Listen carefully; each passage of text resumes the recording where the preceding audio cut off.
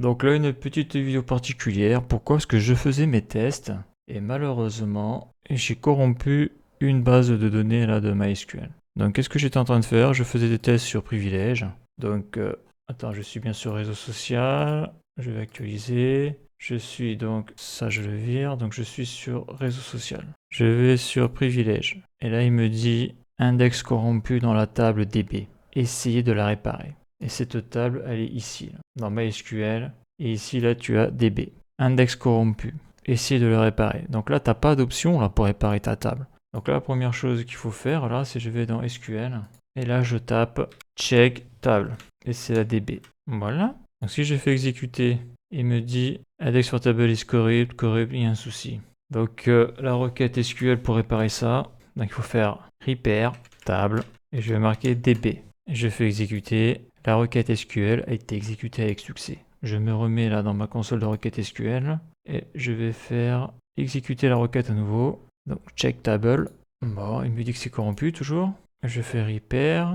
Ça marche pas, je sais pas. Voyons, je vais retourner sur ma base réseau social. Je vais sur privilèges. Donc je sais pas ce que j'ai fait, mais j'ai touché un truc et ça m'a foutu le gros bordel.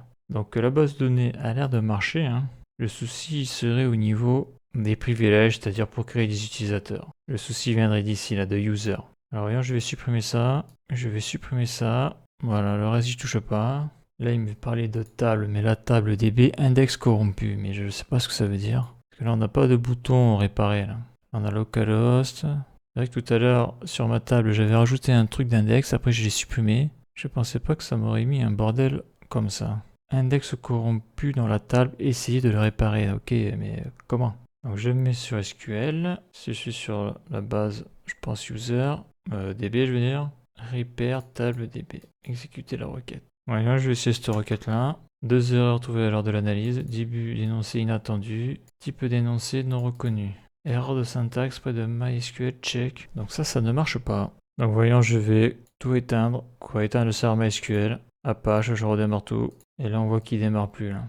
Je ferme les fenêtres. Je redémarre. Donc là, il me dit de cliquer sur le log bouton. Donc c'est là où ça se gâte quand t'as une erreur parce que j'ai jamais eu ça avec MongoDB. Et là il me dit qu'il peut pas ouvrir. Erreur 126. Ok, je vais peut-être devoir redémarrer le PC. Donc là j'ai cliqué sur config, ça c'est la config, le fichier de config.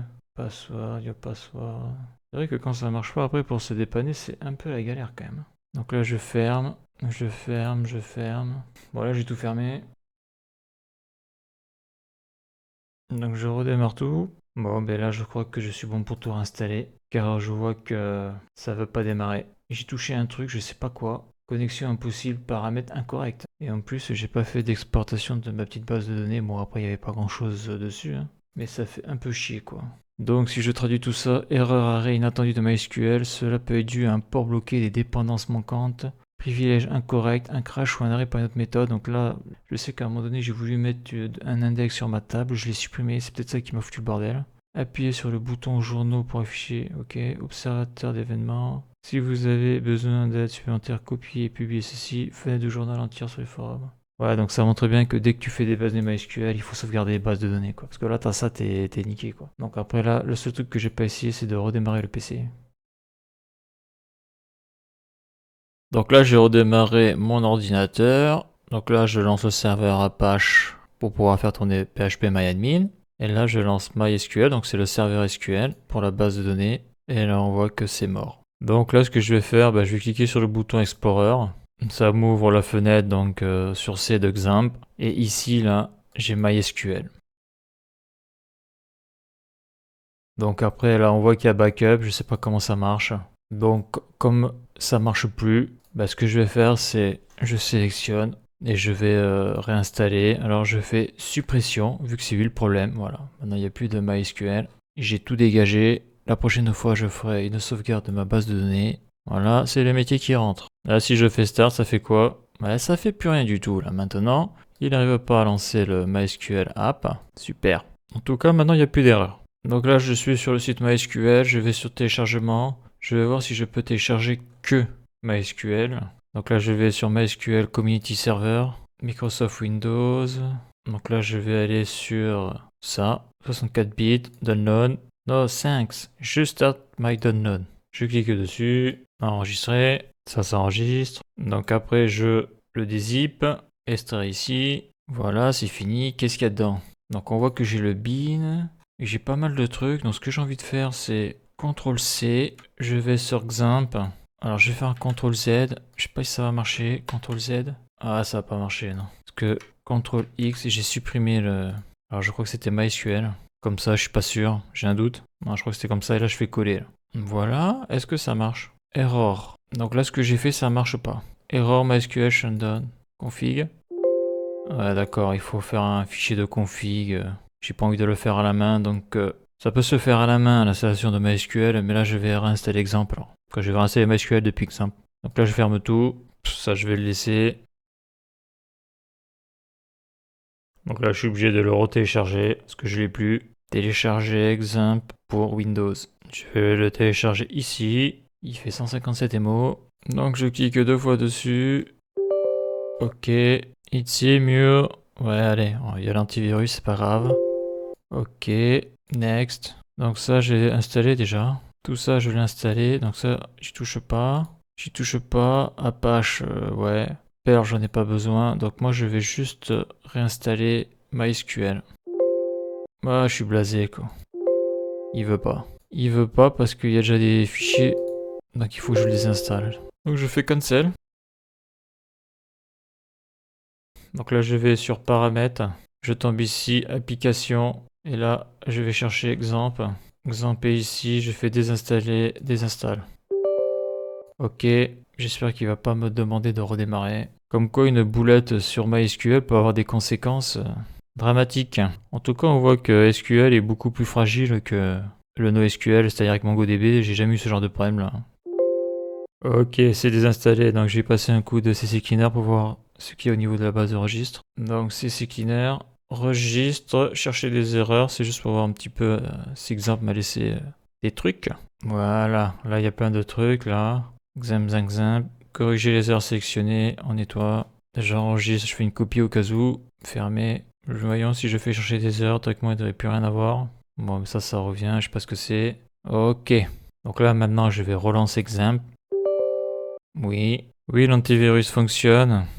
Donc moi je laisse tourner, on va voir ce que ça fait. Donc ça c'est le truc de Windows, ok.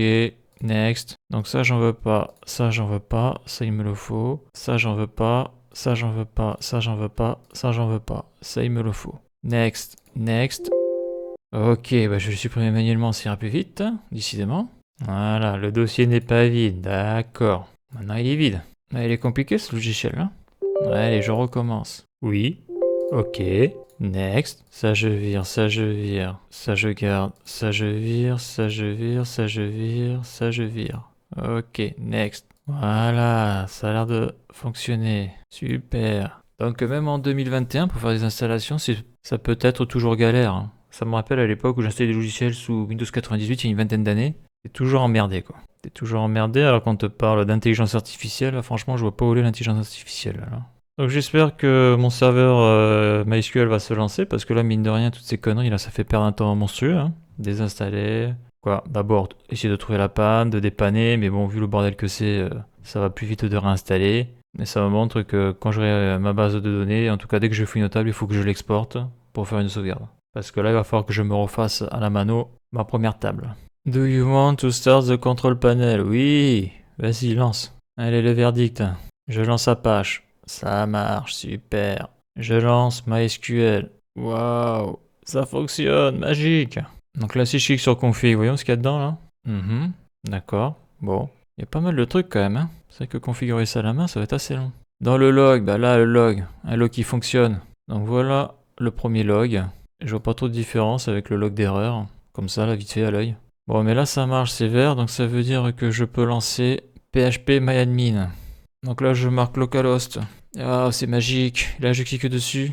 Waouh, ça fonctionne. Donc là, la grosse boulette, là, elle venait d'ici, là. La database de MySQL. Il y avait un très très gros conflit. Alors, attends, avant d'aller plus loin. Donc ça, c'est le truc d'origine de MySQL. Tu as des bases de données. Information schéma, MySQL, performance schéma et phpMyAdmin. Si tu fais une boulette sur le MySQL, tu as tout qui est pinté. Donc moi, là où j'avais merdé, là, donc c'était... J'avais fait un test là, avec index de ma base de données user. Et après, j'ai voulu faire des privilèges. Donc voyons là, si je me mets ici, éditer les privilèges, avant il y avait tout qui plantait. Voilà, et là ça refonctionne. Super. Alors je sais pas ce qui s'est passé, est-ce que j'ai fait une requête qui a été interrompue, ça m'a foutu un gros bordel dans la base de données, ça fait une corruption. Pourtant en principe, le moteur de la base de données qui est utilisé c'est InnoDB, théoriquement il y a un contrôle, donc tu peux pas corrompre ta base de données, hein. Mais bon là la preuve que si, parce que j'étais sur InnoDB, ça m'a tout planté. C'est-à-dire que s'il y a une interruption de la requête avec le moteur InnoDB, la base de données n'est pas modifiée. Alors qu'avec celui-là, là, MyExam, donc c'est ce qu'ils appellent les moteurs là avec transaction, et là c'est le non transactionnel, ça veut dire qu'il n'y a pas de contrôle, et donc tu peux enregistrer des données corrompues. Donc là ça refonctionne, mais j'ai perdu un temps monstrueux là quand même. Donc je sais qu'il y a une fonction exportée là, des erreurs ont été détectées sur le serveur, donc là il faut pas déconner là, j'ai encore rien fait là. Donc théoriquement là tu peux exporter tes bases de données. Bon là j'en ai pas créé là. Bon bah écoute, là ça refonctionne. Mot de passe non. Bon je vais laisser comme c'était en version de base. Voilà. Bon je suis dégoûté quand même. Pour une erreur, je sais même pas pourquoi ça a fait ça. Ça m'a tout planté quoi. Donc c'est là où on voit que MySQL, faut faire gaffe, hein, ça va très vite. Et là tu te retrouves niqué quoi. Il y a plein qui marche. Et c'est vrai qu'avec MongoDB, ça, il n'y avait pas ce genre de problème là, hein, qui te crache tout le système là. Donc là maintenant il faut que je crée ma base de données, quoi ma table, quoi ma base de données et ma table. Et que je fasse un test sur mon application, car là si je fais npm run start, comme il n'y a plus de base de données, hein, et voilà, hein, il ne peut pas se connecter le pauvre. Donc ça devrait aller assez vite car c'était une petite base de données, donc create database, et son nom c'était réseau social. Point virgule, j'exécute la requête, waouh. Maintenant il va falloir que je crée une nouvelle table. Donc le nom de la table ça va être user, nouvelle table, exécuter, ça marche. Donc j'avais mis ID, sauf que là cette fois-ci je vais marquer ID user. Et ici, donc pourquoi? Parce que chaque table aura un ID, et après il faudra faire des relations entre les tables, donc je mets ID et je vois que c'est pour la table user.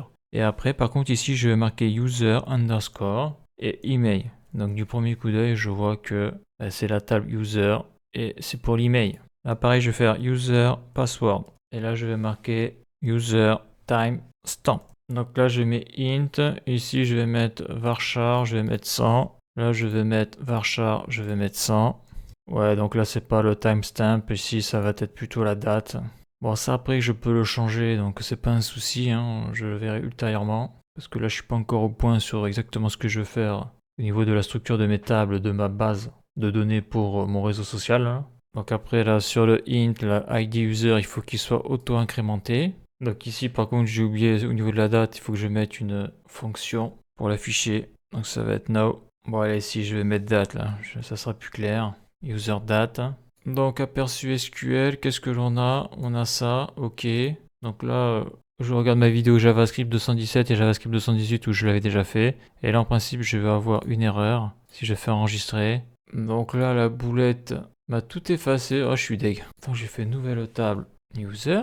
Ah ouais d'accord, donc si ça plante, il te l'enregistre pas. Donc là j'ai remarqué mes données. Là je fais aperçu SQL et là je fais un CTRL C. Comme ça si ça plante je pourrais le faire directement comme ça. Donc après je vais sur SQL. Voilà, CTRL V. Je fais exécuter, il y a une erreur. Pourquoi? Parce que dans la vidéo JavaScript 218, il fallait virer le simple code. Je fais exécuter, erreur syntaxe près de, là je clique sur format.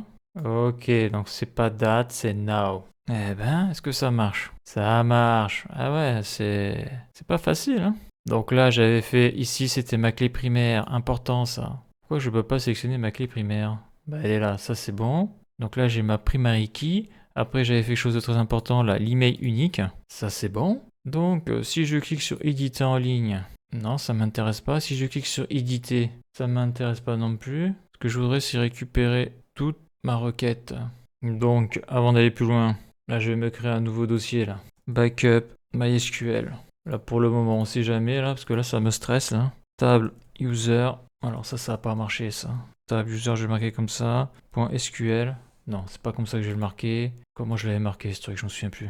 Ouais j'ai appelé user. Donc je vais l'appeler user. Voilà. Et là dedans je vais faire un CTRL V. Maj Alt F. D'accord ok.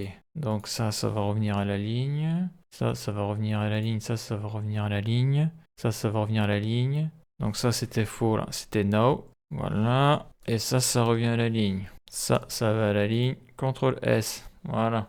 L'intérêt, c'est que si je dois refaire une base de données, j'aurais juste faire un copier-coller de tout ça. En tout cas, si je dois refaire cette table-là. Donc là, j'avais mis en plus en non signé, là. Unsigned, parce que ça peut être qu'un chiffre positif, aperçu. Alors, il y a un truc que je pige pas, là. Si je fais CTRL A, là, je sélectionne ma requête, CTRL C. Par contre, si je fais enregistrer, ouais, il me l'a fait, d'accord, il me l'a pris en compte. Bon, ça, c'est bon. Donc là, si je vais ici, là, réseau social, je vais sur plus, je vais sur concepteur. Voilà, je retrouve ma petite table. Donc ça, c'est la clé primaire. Ici, c'est la clé unique.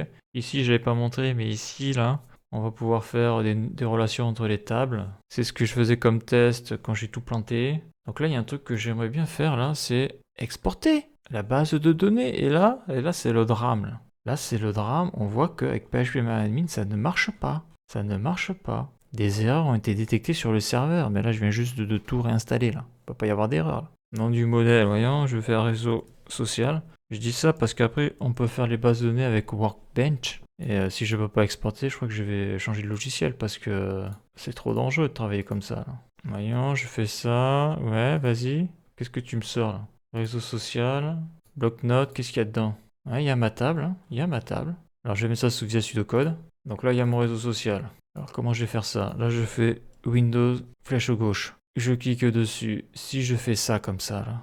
Voilà, glisser, déposer. Super, je mets en plein écran. Donc ça, c'est ma base de données que je viens de créer, là. PHPMyAdmin, SQL dump. Ok. Bon, donc théoriquement, si je perds tout, si je réinstalle MySQL, théoriquement, je peux importer cette base de données-là. Donc là, pour le moment, il n'y a qu'une table, mais bon, si tu as 3, 4, 5 tables où tu as passé un temps fou à les faire, là au moins, la réinstallation se fait en quelques secondes. Donc ça, je le mets dans mon backup, là. Ouais, parce que vraiment, MySQL, faut s'en méfier, hein. Comme j'ai pu le voir, là, pourtant j'ai fait un truc qui avait l'air d'être innocent, ça m'a tout bousillé, quoi. Le serveur HS. Et là, quand tu débutes, pour te dépatouiller, c'est quasiment mission impossible. Donc là, je fais un CTRL C, npm run start. Théoriquement, est-ce que ça marche? Waouh, ça fonctionne. Donc, Postman. Oui, parce que le verdict, ça va être là. Donc là, je vais créer un compte. Le compte 01. Je fais une requête. Error, bad file. Oh là là. Colonne inconnue, email. Ah oui, eh oui. J'ai changé la table. J'ai rajouté, dans les champs de la table, j'ai rajouté user. Donc c'est quoi? Je vais remettre comme c'était d'origine. Tant pis. Tant pis. Donc je vais sur User. Et oui, elle est là la boulette. Je clique sur Structure. Donc lui, je vais le modifier. Je vais virer le User pour cette table-là. Tant pis. Je fais l'aperçu de la table. Voilà la requête qu'il va m'envoyer. Si je fais enregistrer, ça marche. Et ouais, modifier. Donc c'est là où on voit qu'il faut vraiment bien penser avant de coder au nom des champs parce qu'après c'est mort. Parce qu'après il faut modifier dans le programme via pseudocode. Donc c'est possible, mais là j'ai pas envie. Là ça fait 2 heures que je suis dessus. Là ça commence à me saouler. Là. Donc on va revenir sur ce qui marchait à l'origine. Par contre pour les prochaines tables, comme la table fiche user, là je le ferai. Là je modifie, je vire ça, je fais enregistrer. Donc voilà ma jolie table. Donc là je vais pas faire une copie car j'en ai déjà fait une. Je ferai une copie de ma base de données quand j'aurai mis une autre table. Donc je reviens ici. D'ailleurs est-ce que ça marche ça? Voilà, utilisateur enregistré, je n'ai pas relancé la base de données. Super. Et si je me mets sur la route login, utilisateur inexistant dans la base de données. Oh là là. Oh la catastrophe. Alors attends, je renvoie. Duplicate entry. Donc là je le vois bien, le mail chiffré. Ça c'est bon. Attends, login. Pourquoi lui il me fait chier là? Bah oui. Que j'étais sur le 1. Je fais un send. Voilà, j'ai le token et l'user ID. Nickel. Il y a tout qui fonctionne. Je vais contrôler dans la base de données. Parcourir. Et là je vois email, password. Super. Donc là, j'ai remis en marche ma base de données, c'est-à-dire j'ai dû tout réinstaller, désinstaller, tout réinstaller, et j'ai recréé ma base de données réseau social et j'ai recréé ma table user, c'est bon. Donc j'ose plus toucher au privilège de peur de tout péter. Donc là, c'est pour ça que je vais continuer là avec PHPMyAdmin, mais je pense que d'ici quelques vidéos, en tout cas quand j'aurai fait la première relation entre cette table-là et l'autre table, là, je pense que je passerai sur Workbench parce que là, faut pas déconner quoi. Le temps que ça peut te faire perdre, j'hallucine quoi. Bon voilà, donc maintenant tout est fonctionnel. Et donc la suite dans le prochain épisode.